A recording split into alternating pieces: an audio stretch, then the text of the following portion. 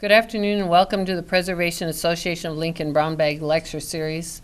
My name is Eileen Burkton. I'm the coordinator of these brown bags. If you're interested in these programs, please join our membership. You can join by going to preservelincoln.org. Today is the 11th of a series of lectures with Jim McKee, and support of this series is provided by Speedway Properties. Please join me in thanking Speedway Properties for their generous support of the videotaping and other expenses associated with this series.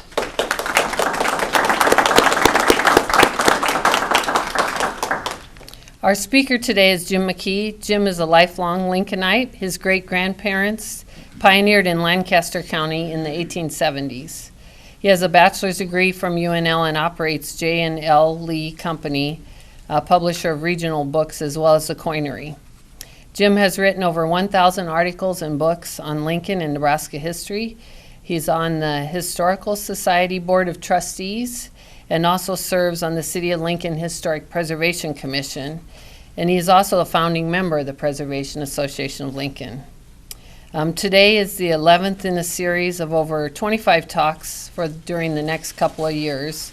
And the series is titled Jim McKee's Complete History of Lincoln, and this is program number 11. Jim invites you to ask questions during the program. Please join me in welcoming Jim McKee.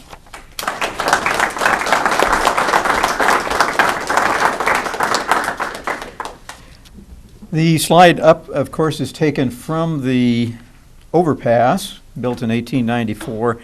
I think we've covered that in a previous program, looking towards the northeast and the depot building. And the little building in the foreground is who knows what, I don't know. And on the right-hand side is the building which is currently the Creamery building.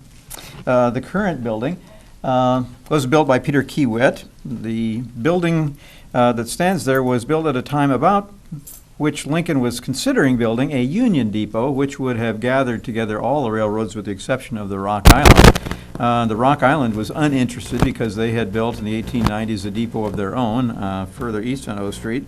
It turned out that the Chicago Northwestern was not particularly interested in it either. It would have been a depot similar to the one in Omaha, where you would drive on the viaduct and there would be a parking level which you could get off on and then enter the depot and go down to the track level.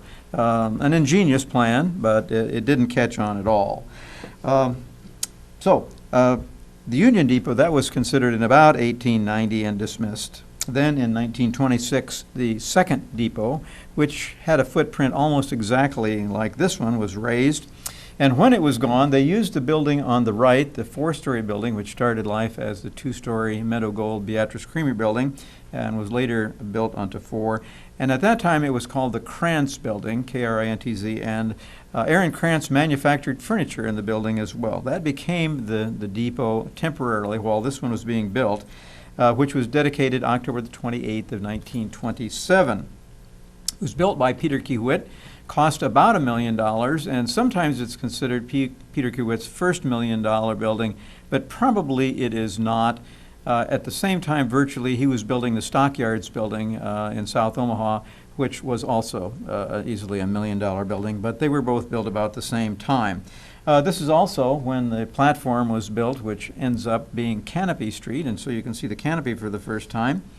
The building also will be the Union Pacific Passenger Depot until 1952, when their last passenger train will run in the city of Lincoln. Beginning in 1971, it became the passenger depot for Amtrak, which are the only passenger services to Lincoln at the present time, and starting then, 2 trains per day come through on that. Both of them sort of in the middle of the night, 1, 2 o'clock in the morning. One going east, one going west, the California Zephyr. And as we like to think, in days gone by, every railroad worker of a certain level had to have a railroad standard watch because the railroads set times and were very, very careful. And at that time, you could literally set your watch by railroad time. Today, with Amtrak, as I've said many times, you could not even set your calendar by railroad, but nonetheless, it was very, very prompt and precise for a long time. 1988, the building was purchased by the Arter Group, Then they leased back about 2,800 square feet on the second and third floors to the Burlington Railroad, and Amtrak leased the end of the building clear on the north side.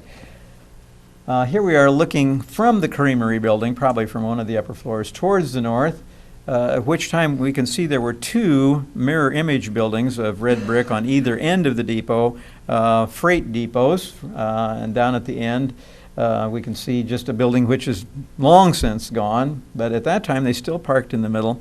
And when I was a kid, this picture looks probably was taken in the early 50s, something like that, maybe late 40s. You could go down and you could park your car in the middle there. You could get on the train and go to Oregon or California, be gone for a couple of weeks, come back, get in your car and drive away. Can't do that anymore without getting a ticket. But everything else kind of looks the same other than those two obvious differences. The interior, of course, which is now the Great Hall, where receptions and so forth are held. The ticket window on one end, opposite on the window side, was where the magazine stand was. And over in the corner of the depot, which would be the southwest corner of the main floor, which is now, and I'm going to be careful, but I think it's JTK, although it could be TKG. I don't know. Never name your restaurant by three initials that advanced senior citizens can't remember what it is, because when you go to look it up in the phone book, it isn't there. But at any rate, there is a restaurant in there.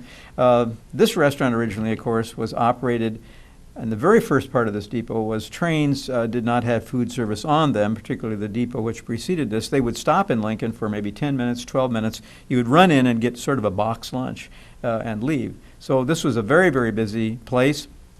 Then when the trains started putting on food, it became one of the places in Lincoln that people would go to eat, like after church. It was a very nice restaurant. And if you do go into that restaurant today, look down at the floor. In certain places where they haven't either carpeted or covered, you can still see in the floor where the sets for the screws for these stools are. So it lives on a little bit. The next building we're talking about, still in the Haymarket, was 822 O Street. We're looking towards, on O Street, pretty much towards the east-northeast. The building on the corner, which says Carpenter Paper, started as a meat plant and then became a marble, and now it is a bar.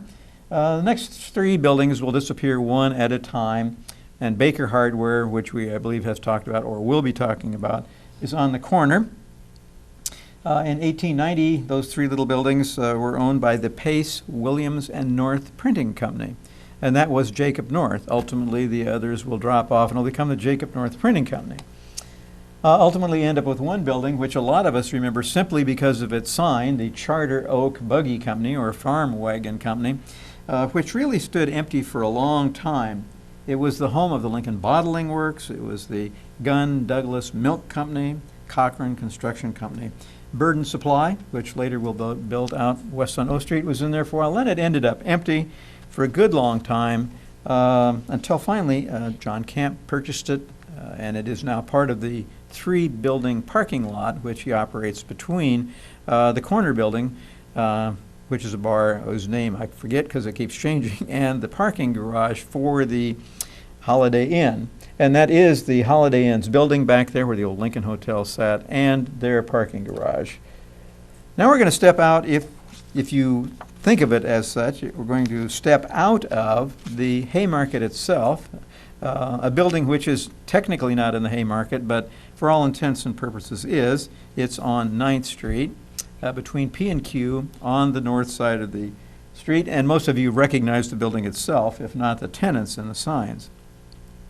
In 1887, a man by the name of Carlos Burr, B-U-R-R, and his several brothers came to Lincoln, began building office buildings and doing other things, and at one point they owned 15 office buildings in the city of Lincoln. In this particular building, Carlos partnered with a man by the name of Downey, D-O-W-N-I-E, Murr, M-U-I-R, who was with the First National Bank. They built what's called the Burr and Murr building, 227 North 9th Street, roughly the site of where we talked some 11 meetings ago about the site of Captain Donovan's home, where the Capital Commission met and chose the site of Lancaster to become the city of Lincoln. This is kind of approximate because, of course, the streets were not where they are now. the blocks were smaller, and so it's a little bit difficult to say. Generally, we think of Captain Donovan's cabin being about where this building is, perhaps just a little bit to the west of it. And there was a great bronze tablet on the front of the Burlington Depot, which said exactly how many feet to the north, how many feet to the east of that plaque the original house was. But unfortunately, as near as we can tell, that plaque ended up with the Burlington Railroad, although it was not theirs. And Mr. Arter let it get away, and I suspicion has been melted down to make something of bronze for the Burlington Railroad. We can't find it at any rate. It's tantalizing to look for it, but it isn't in Lincoln, that's for sure. So the new building, which they sort of call Romanesque revival, and I don't know, I find lots of trouble with architects defining buildings, but a three-story masonry building. It was designed by James Tyler. James Tyler was the overseeing manager of the construction of the first post office, federal courthouse, customs house, which we think of primarily as the old City Hall on 9th Street. They built this building on spec, which I suppose was not totally unusual at that point in time. The most notable person who had a business in there during the first years, up until about 1918, was the ever-popular wholesale hat company. Who knows what was going on in there, really. Now, we step back from the building a little bit, and Carl John Norden came first with his parents to Polk County. He went to grade school, ultimately to the Grand Island Business College, then to the Kansas City Veterinary School in 1911. He lived briefly in Kansas City, where he practiced veterinary medicine, then came to Lincoln of a company called Norden and Perrin, P-E-R-R-I-N, which operated an animal hospital or veterinarian clinic at 919 L Street. And some of you will remember that building, which was torn down to make the parking garage, which you will be using to park in beginning next month. And that little building, which was stucco overboard, later became Dr. Ackerman's Animal Hospital as well. So it stood for a long time. Norden, in 1919, became the manufacturer of pharmaceuticals and veterinarian serums, and was incorporated with Norden as the president. Their offices were in the Burr and Murr building. That's the reason we come to this. 1916, again stepping back from the building, John Ridnour started a notions business at 813 O Street, and then the following year he purchased the Woods Brothers building, 719 P Street, which we today think of as the Burkholder project. He moved into that building and built on to the south edge of the building so that it retains pretty much the footprint that it does today.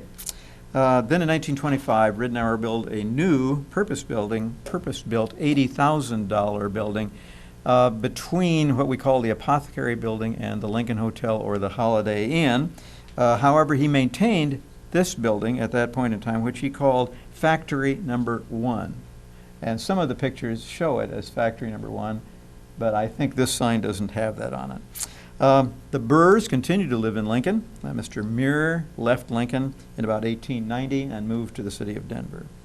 During the 1930s, Norden took over the entire Burr and Murr block. And in 1935, Lou Harris, who some of us remember, began consulting with Carl Norden. Then in 1960, he accepted the position of president of Norden Laboratories. During the period, it was purchased by Smith Kline French. And he did that only with the provision that he would be able to continue operating his business of Harris Laboratories. That all changed, of course, and they moved to the east of Lincoln out on Cornhusker, or not, is it Cornhusker Highway? Anyway, the highway to Omaha. By 1970, much of the building was empty, and at that point in time, it was began to be planned by what we know today as the Lincoln Underground as a restaurant. The Lincoln Journal pointed out that they were hoping that the city would come around and begin opening up the possibility of sidewalk cafes. And so they decided to open it. It was an experimental venture in the sidewalk cafe business, which didn't entirely work for them. But at any rate, they went into business. In 1983, the Underground became Brittany's restaurant. And the most interesting feature of Brittany's was probably the fact that they bought the old Hobnob back bar from their building on N Street, which had originally come from San Francisco, and put it in as a feature in their building. 1990s, the restaurant was gone, and the building today has a variety of tenants, let's say. And remember, it is still not within the Haymarket technically.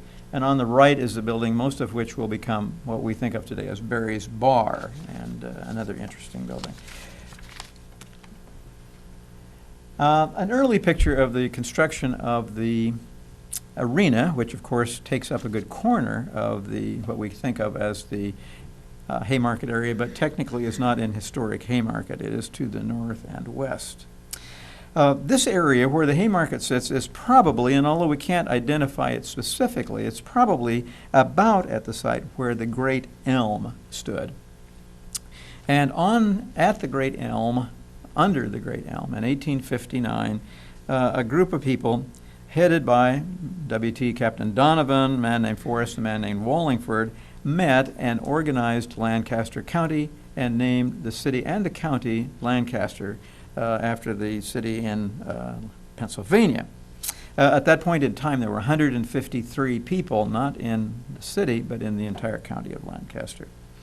At the end of May in 1861, still well before really anything exists in the city of Lancaster, a man by the name of Milt Langdon comes and settles near the Great Elm. So he will have a house down there. And at this point in time, most of the early settlers in what we'll think of as the early city of Lancaster, so the area that became Lancaster, most of these original people lived in dugouts along either Salt Creek or Oak Creek, which at that time had their confluence at about maybe 5th and S, something like that. So kind of in this area is where the original confluence of the two creeks were. Then, of course, we're going to move that out to the north of the fairgrounds a little bit later on. In 1864, the area will be purchased by John Young. John Young from Nebraska City is going to buy it as the site for his new Methodist Protestant female seminary and settlement. He paid $140 for the support of the land. And J.C.F. McKesson, who was the first physician in the area, said that on this land, not a single tree grew, and it was completely covered with prairie grass. He was talking about a rather small area right there. And at that point in time, the city of Lancaster, as soon as it came into being, was known as being from 7th to 14th O to U Street. However, there was a supplemental designation, which was the southwest corner of Section 23, which ran from 1st Street to 7th Street, from O Street to U Street, which was simply located as saline land. In other words, it was very definitely in the floodplain of Salt Creek. 1871, after the Burlington, Missouri River Railroad arrived, we saw a couple of months ago that the 24 by 100 foot immigrant house was built on the property. And we think that it was probably directly to the west of what I'm going to call the old depot building. Maybe a block or so, we don't know exactly, because there were no foundations, no basements of any of those buildings, partly because they were in the floodplain of the Salt Creek. Now, the question became at this point, what was the arena going to bury of any interest? Well, at about 5th and R, there was a powder house for the Burlington and Missouri River Railroad. At about 4th and T, roughly, maybe a little closer to where the current downtown post office is, was Godfrey's Elevator and Lumber Company, which was started and was basically on the northwest corner of about 7th and R Streets, roughly, or 7th and S Streets, roughly. The new building was built for the passenger depot, and at that point in time, a new roundhouse was built at 2nd and U Street, so that's going to be a little bit further afield than this. Then in about 1891, from there, some point on, we can't nail this date down exactly either, but Salt Creek and its confluence with Oak Creek will be moved north of the fairgrounds. And interestingly, at that time, the channel of Salt Creek from Lincoln to the Platte moves from being 69 miles long to 36 miles long. And of course, because without the curves and so forth and straightening it out, it lessens the chances for flooding considerably. So if we dug down where the arena was being constructed, what will we find? Well, the first thing we would have to realize is that the amount of fill where the arena is built and in what we call the historic Haymarket area to the west of, say, Canopy Street. In a lot of that, there is fill between 4 and maybe 12 feet in there now. So we'd have to dig down quite a ways in some of the areas to find anything. And we have actually some pretty good steel engraving drawings showing how sharply it drops off from 7th Street down to this original level. What would you find? Well, probably you would find only the evidence of spills and pollutants. Benzene, gunpowder, coal, diesel oil, gasoline, tannery wastes, lead from paint manufacturing, tar, which came from the manufacture of producer gas, which would have been to the south of O Street. So basically, if you did dig down and do some excavating under what's the arena, you wouldn't find anything, nothing of any consequence. No buildings with any foundations were ever built there, nor any buildings with basements. Now, this is the point where now, if, go ahead, Bob. I was going to say, you talked about a marked drop-off. Yeah. Like 12 feet lower. In some places. Was that present when the railroad was first platted through that area and they used that lower elevation for train? They did, and in fact, at that point in time, we have, as I said, steel engravings, probably of the 1880 era, which show for example, a storm sewer, which would have run down probably P Street, and it shows it emptying into that lower area. And it appears from the drawing, although you can't tell from the drawing, it appears to be several feet below the street grade and several feet above the grade of the first trackage. So the tracks came up along with the grading as well. It must have been done over a long period of time, and as near as I can tell, the good old Burlington and Missouri River Railroad kept no records of it whatsoever. If they did, they seem to be gone, and we often find that those records do exist, but they have no way of finding them. So a lot of speculation involved there. Now we are leaving the historic Haymarket and the arena area for the time being, and we're going back now to just plain old the city of Lincoln. This is the southwest corner of O Street and 10th Street. This will become the site of the present terminal building, and we'll talk about that more a little bit later on. In the corner is the J.B. Trickey Jewelry Company, no relation to the later President of the United States.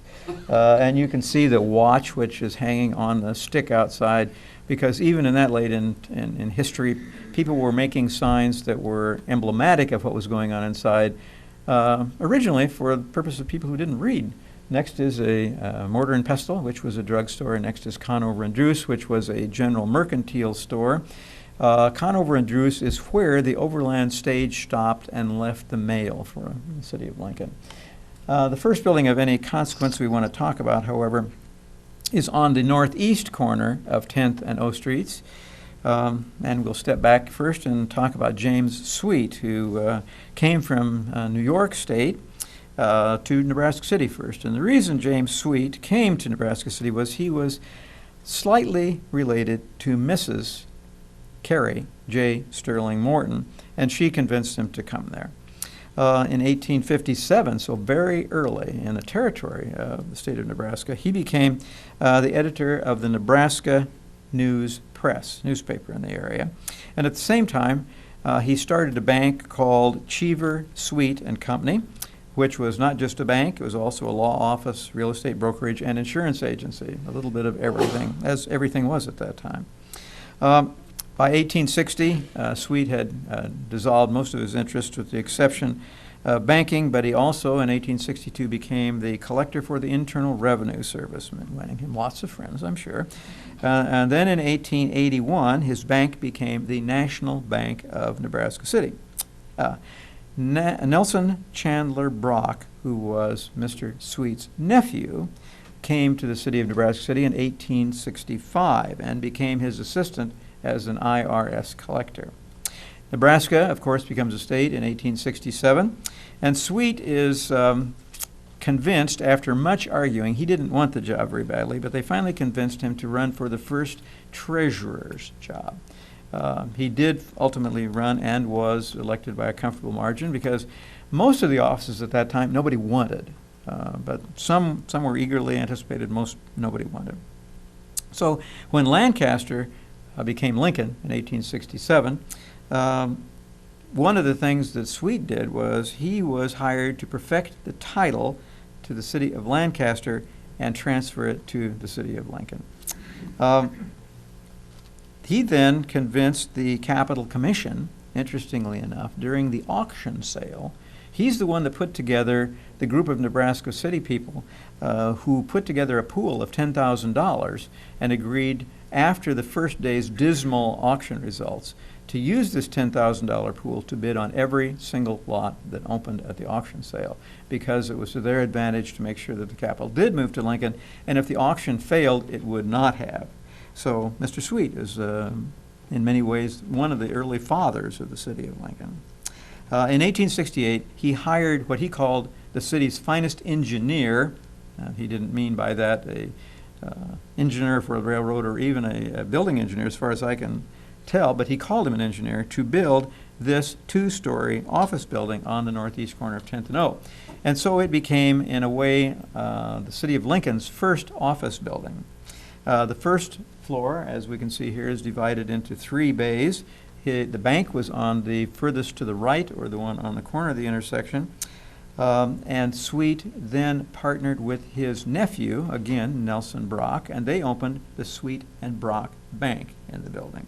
Capitalized at $20,000 and became immediately the official depository for the state of Nebraska, the county of Lancaster, and the city of Lincoln.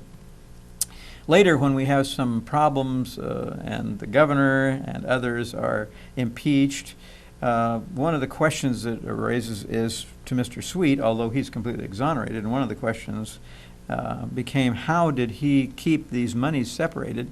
And his statement was kind of untelling, if you will, or very telling, and he said, well, you know, when you put the bank's money and my money and the city's money and the county's money and the state's money in a bucket, and you dip in and take some funds out, it's a little hard to tell whose funds you're getting.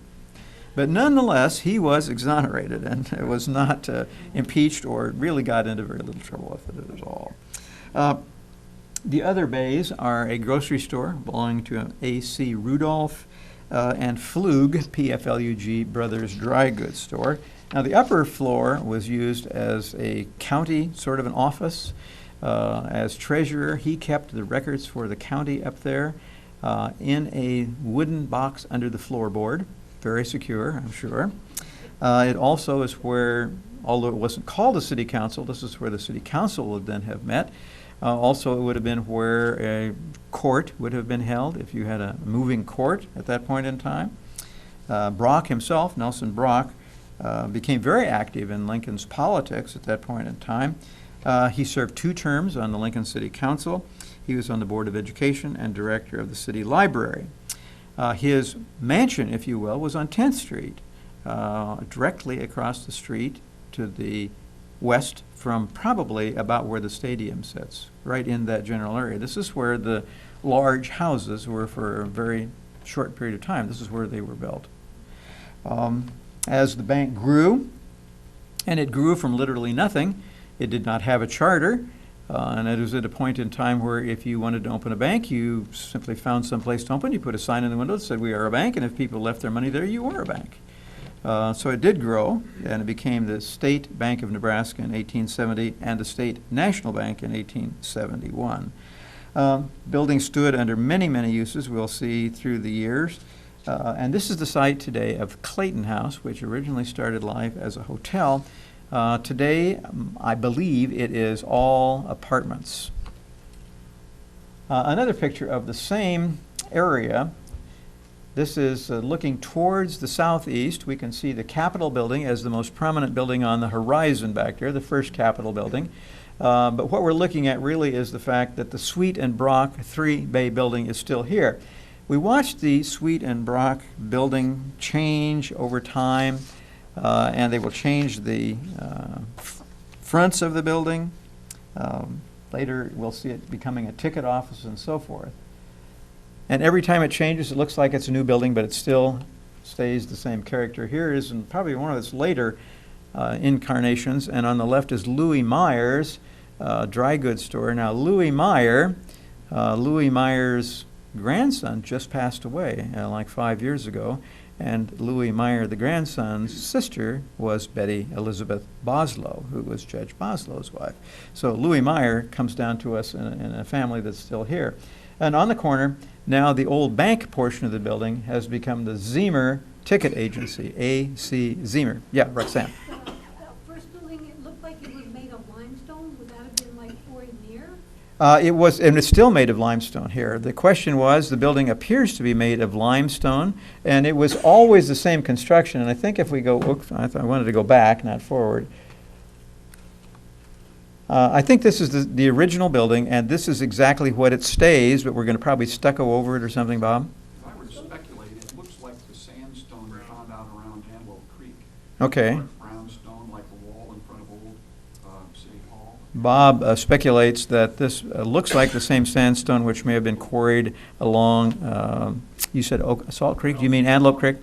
Antelope Creek near the Children's Zoo. The quarry was that they used for the wall in front of old City Hall, but that kind of dark brown stone, this is pretty high contrast stuff. Very dark sandstone. The thing that is interesting about that wall in front of the City Hall is it just sort of not too slowly is disappearing.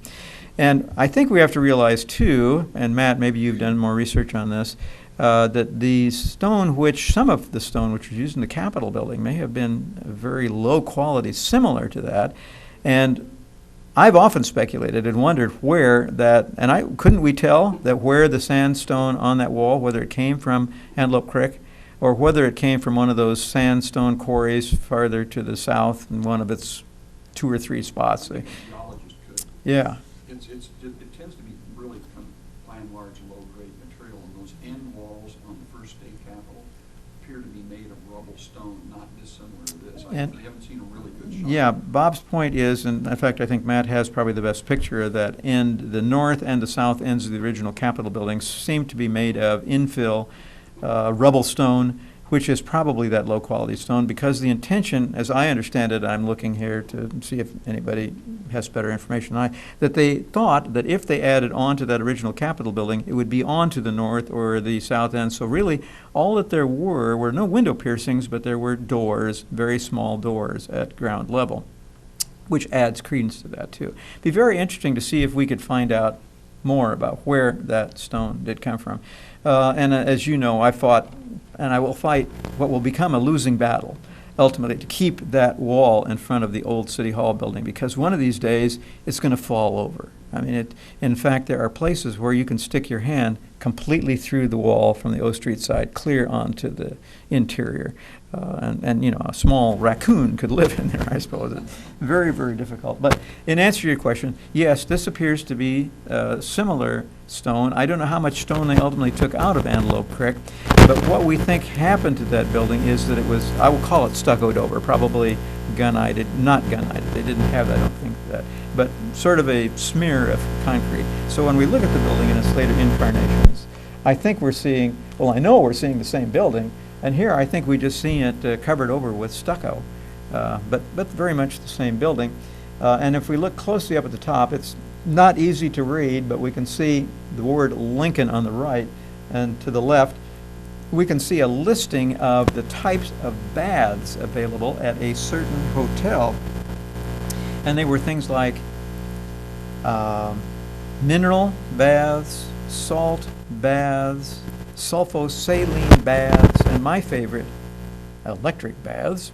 And I think you want to avoid those at all costs. But what was happening here, we will see very shortly, is after the artesian well is sunk in the middle of the block directly across the street to the west, the federal government began licensing hotels and other people to pipe away this mineral water to be used in these rather esoteric baths within hotels, sort of as a spa bath, if you will. We can also see that it is A.C. Zemer's ticket agency. Here you could have bought a ticket, not just on the Burlington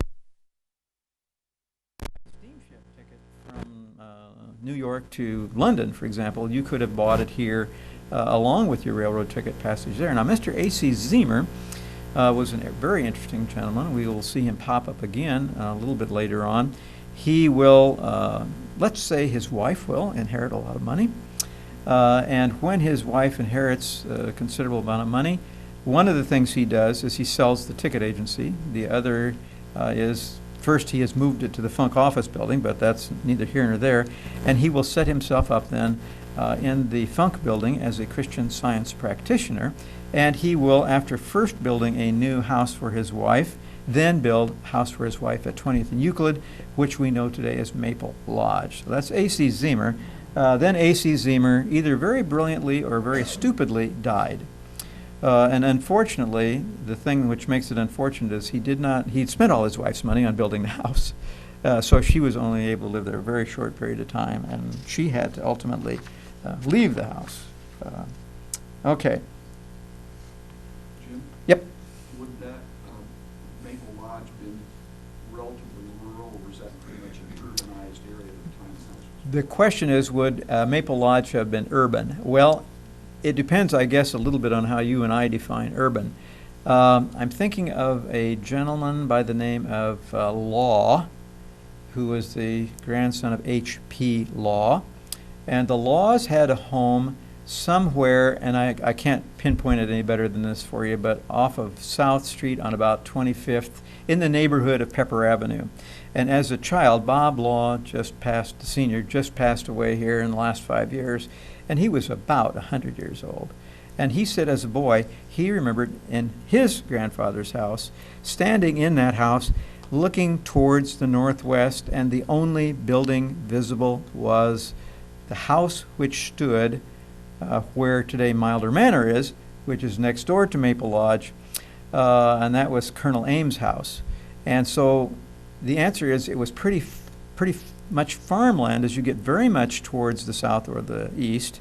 But when you get down around Colonel Ames' house, you begin to see some houses, larger houses usually because they have pretty good amount of land around them. But we're just in that period when Maple Lodge is built, when we begin to see it starting to develop, and it's going to march quickly towards the south and the east from there. So I haven't answered your question exactly, but in fact, good enough to run for a public office. If you can't answer the question they ask, answer a question, all right? And then move on. Okay. The next question becomes the high school. The first high school, sort of, in a way.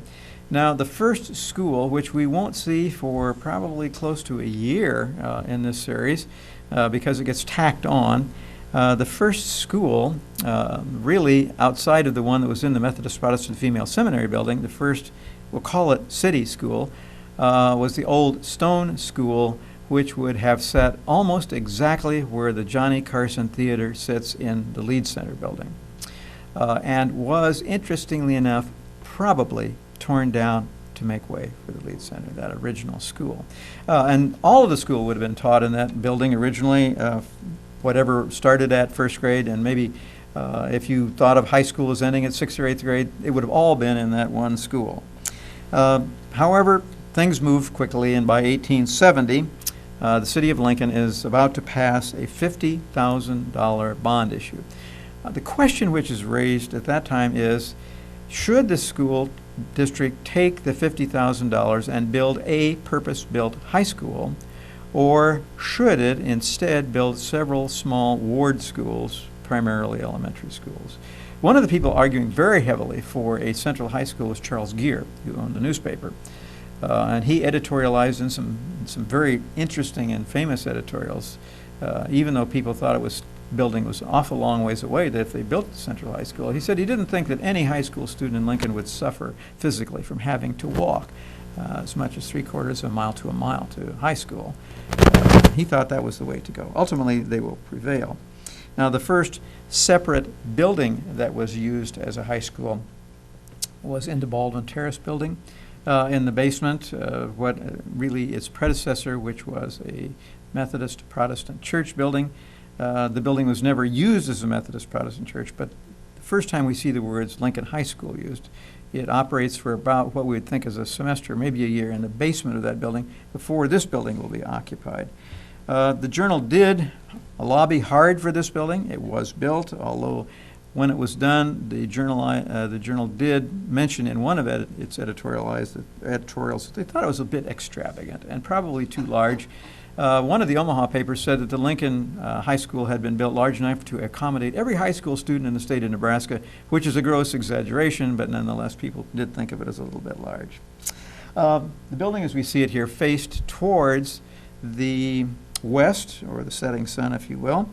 And even though we thought of it as being large and very easily accommodated, by 1895 they had to add on to the building. As soon as the building was completed, and I think our next picture is simply an interior of the auditorium the night of the dedication of that building in early 1870 to 1870, 71 period. Not a very good picture, but the only one we have.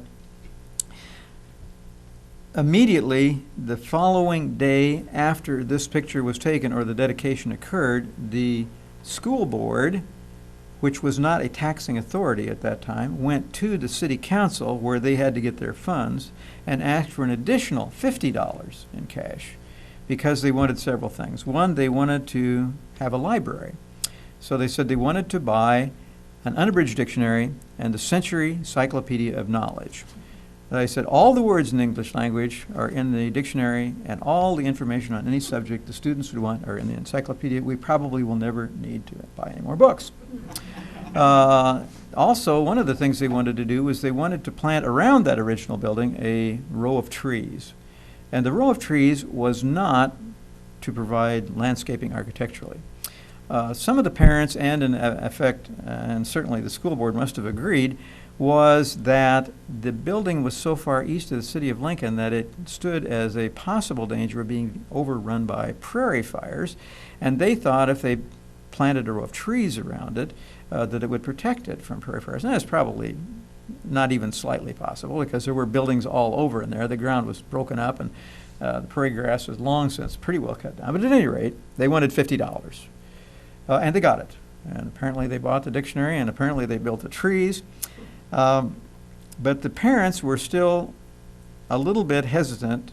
In fact, we see clear into about the year 1880, certainly the late 1870s, that some parents would not send their children to school if there had been snow on the ground in the middle of winter, not because of, you know, the snow and the mud and so forth, but rather they were afraid they might be attacked by wild animals.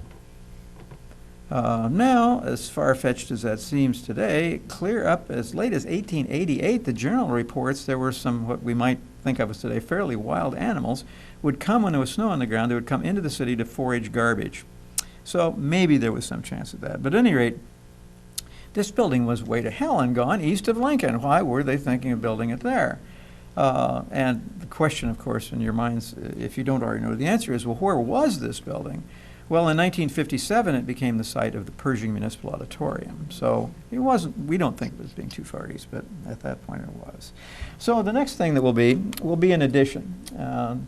This addition will be built to the north and still in that same block because the school will ultimately occupy the better part of the block. This is the 1895 addition, which is sometimes called the Science Building. And we are looking towards the northeast in this building, so we are at the west side of the building. The next thing that we build will be 1902. They will build a building to the south. We're looking from the back, so we're now looking towards the west in this building. The building on the left is called the McKinley Building. The building on the right is usually called the Science Building, but they're sort of floating definitions, not necessarily something you can nail your hat to. And the smokestack is the heat plant, which was on the east half of the block. And if you all thought that the system of skywalks in downtown Lincoln was something new, you will notice that the three buildings are actually connected by skywalks at the third level here. Well, the 1915 Lincoln High will be built, the new Lincoln High. Now the original Lincoln High will be built, and most of this complex will be used for administration purposes. However, the building on the left in this picture, McKinley School, will continue life as a, this is another view of the three buildings on the west elevation. The McKinley School will continue life as a grade school for a time. The building in the center, which is the original building, will be raised because it appears that the walls will begin to do this, and they're afraid that the auditorium and the seating will fall down. It never did, but that was their fear. So they tore it down. The building on the south will be as a grade school. Then later it will become administration of Lincoln Public Schools. And will also be used at that point in time for school testing. Apparently there were standardized tests given at some level, and the students would go there for those tests. Then in the 1940s, the block was leveled. It became pretty much just a gravel parking lot. Didn't know what to do with it, but in 1957 it became the site of Pershing Municipal Auditorium, and now we have the question again of what to do with it. And should we save the mural on the west elevation or not? And that is a question which we will not dip our oar into. This picture, a very grainy picture taken from a halftone picture and blown up beyond where it really should be, is taken from the top of the University Hall, and we were looking towards the southeast. The two-story white building on the left would be currently the site of the Temple building. This was apparently used as an apartment or boarding building very briefly. We can see on the right-hand side the dome of the Capitol building peeking up. We can also see on the left-hand side, not quite reaching the skyline, is the high school building. And the reason I put it in there is because the high school building is very similar in footprint to the first Capitol building. So interesting, I thought. The 6 little houses in the foreground would be on R Street. These would later become the site of Okima Apartments and Nebraska Book, and today would be the courtyard on the north side of the Lead Center, on the south side of R Street, directly across from Sheldon. The back of the photograph says that those little houses were the faculty houses. We have no evidence of any faculty ever living in them. They're tiny little workmen's cottages. I have no idea who wrote it, and that's one of the dangers of looking at something written on the back of a photograph. You never know for sure what you're looking at. But we can also see that the land interceding, where we would think to the right and toward the south would be offices and municipal buildings, commercial buildings, are at this point in time still all residential. Now, the Matt Hansen Memorial slide here. Okay. In May of 1872, the city of Lincoln was considering raising funds to primarily, it appears by reading the city council minutes, build a series of fire cisterns in the downtown area. A fire cistern would be a cube of, think of them taking a floor below ground, building a floor out of squared timbers, covering them with tar or asphalt, then building walls of the same material and creosoting or covering them with tar, then building a roof over the top, so that we'd end up with a cube which could be sealed, and then right in the middle of the top you would put a person hole cover, right? We used to call them manhole covers, but okay. Now, the purpose of those would be to fight fires. We didn't have any water mains, so we would have to scatter a series of those around downtown. And were there a fire, the Silsbee steamer, which would be, they would, when they left the fire station, they would start a fire so that they would have pressure. It would be brought over to the manhole cover. A hose could be dropped into it, water pumped out onto a fire. So this is primarily, we think, what they wanted to build, but they didn't have the money. So the city council authorized the printing of $10,000 worth of $1, $2, and $3 notes. This was strictly legal at that time. Cities across Nebraska, banks across Nebraska, even furniture stores all over the United States could issue their own money. There was no specific federal legislation preventing it. So they went back to the east and contracted with the Continental Banknote Company to print 1,500 sheets of $1 and $2 notes. They did not print the $3 notes. Today, if you get a $3 bill and change, you probably look at it twice. But today, in those days, a $3 bill or a $4 bill or a $4.50 bill or a 17 1/2 cent bill would not have been all that unusual. They were printed for whatever might be needed in that locale. And if you find this really unusual denominations like 12.5 cents, which is 1 bit, 2 12.5 cents notes would be 25 cents or 2 bits. And they would be used probably for something like passage on a toll bridge. So they'd be very local. But at any rate, they printed 1,500 sheets of $100 and $2 bills and brought them back to the city of Lincoln. And in so doing, when they got back here, they discovered the flaw in their system. As one, that the federal government had imposed a 10% tax on city issuance of notes. Didn't say you couldn't do it, but there was a tax. Secondly, you could not use these bills for more than 50% of any city construction. You could not use them to pay off an existing debt. So bottom line, they decided not to issue them. So think of them as a printed check which you haven't signed. That's what they amount to. They are not an obligation to the city because they were never signed. Well, they kind of disappear from our thinking until 1894 when the State National Bank on O Street was being remodeled. And a man by the name of Will Steen, actually I think he was about 17 years old, pulled the plaster and lath off the wall, and he discovered a shoebox full of the notes. So being an enterprising young man, he sold them to a man by the name of David May. David May had a clothing store on O Street, again about where the terminal building would be located. And David May rubber stamped his advertisement on these notes and passed them around as sort of an advertising piece. The notes were, of course, gotten hold of by unscrupulous people. Some of them didn't have rubber stamps on them, some of them did. And the idea would be to get some of these notes and then run off to Chicago or Kansas City or another city and try and pass them. If you could pass them for anything at all, it'd be 100% profit. And some of them did get passed in other places. And at that time, there was no Federal Reserve clearinghouse, but there was a clearinghouse. I believe it was in Kansas City. Matt, I'm looking to you for affirmation or denial on some of this. These notes found their way back from, and we don't know, maybe they got a nickel on the dollar for them. We don't know. But they found their way back to the clearinghouse in Kansas City where they were rubber stamped worthless and sent back to the bank that had submitted them. So slowly these notes kind of disappeared, but of course later they're going to become known to the Secret Service, and the Secret Service at that time was the governmental agency that oversaw things like this. And they came to Lincoln and destroyed all the notes they could find. So actually, in fact, twice all of the existing notes were thrown away, discarded, macerated, whatever. And they never had a value as money, but today they're sought by collectors. And Matt was doing a census of these notes, so I'll ask him if there is a knowledge of what, maybe there are 100 of them?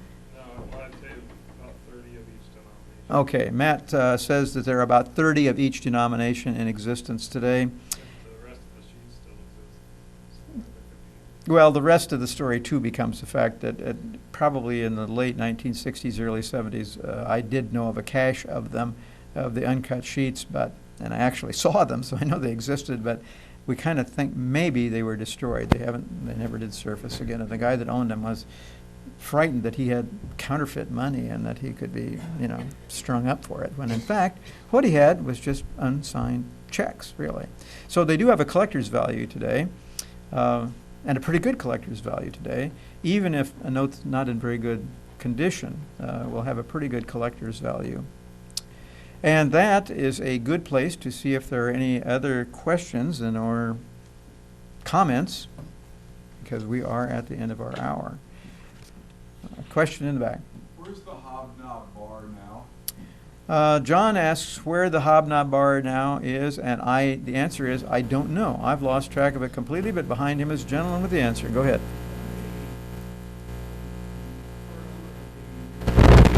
Okay, this gentleman owns part of, I'm repeating it for the camera, this gentleman owns part of the Muir block. Okay. When the owners renovated it from the Britneys, they took the bar and took it home. So, It's in their basement. I don't remember their name. It's in well, there was a doctor that, Doctor in Omaha there, Indian descendant. Right, correct. I remember his name. The answer is that he thinks that the doctor removed the bar and probably has the back bar in his basement, maybe still in the city of Lincoln. So, say it again? Omaha, perhaps, and perhaps it is in Omaha. But we don't know. And that's the best. Okay. Nothing in the basement remains of the restaurant or the bar, I take it. Another question, comment? Matt? This doesn't really relate to any of the slides, but before Lancaster, or before the city of, or town of Lancaster became Lincoln, they had a post office. Did they ever postmark any mail with a Lancaster stamp or postmark? You know, there is a book. If you see, the question is, was any mail ever postmarked? I'm not sure if you've ever seen the Lancaster postmark. I have never seen it. Joe C. Seacrest, supposedly did have some of the Lancaster postmark. And the ones that he had, and the question was, I may have repeated already, were there postmarks, Lancaster? And the answer was supposedly yes. They were pretty much cork cancels. Some of them actually had the word Lancaster in them, very crude. But when we look in that book, if you would go look at it, and we have them too in the coin shop, it shows how many stamps were sold each year in the Lancaster post office. And sometimes, some years, it would be like 37 cents. You know, so, I mean, other years it would be a few dollars.